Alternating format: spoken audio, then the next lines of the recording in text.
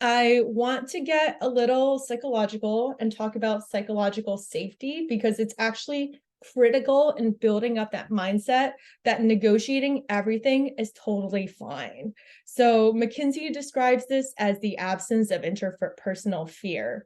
And what happens when you feel psychologically safe with an individual, at a party with a client, so on and so forth, means that you are able to perform in your work, negotiate or do anything without the risk of retaliation, and feel good and listened to, rather than thinking that you are being difficult, which is also a mindset that people have, like, oh no, I can't negotiate, the client's going to think I'm difficult. It's like their first interaction with me, and it's rising in conflict. But to ask for these things, for your needs to be met without feeling unsafe, like the assignment will be pulled from under you and they'll go to a freelancer who is way more compliant.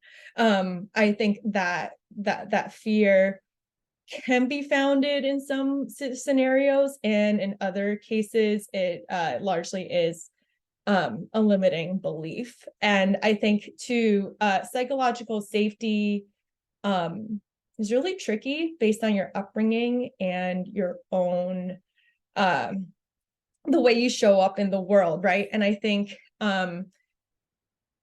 as somebody who is Asian American, an immigrant, and a woman, a lot of the time that I have kept myself psychologically safe is saying yes to everything that everyone else is telling me to do, right? Like, I am going to be a lot safer, I won't get I don't know, like thrown out of the classroom, gone to detention, like get sent to my room if I just do what my parents told me to do.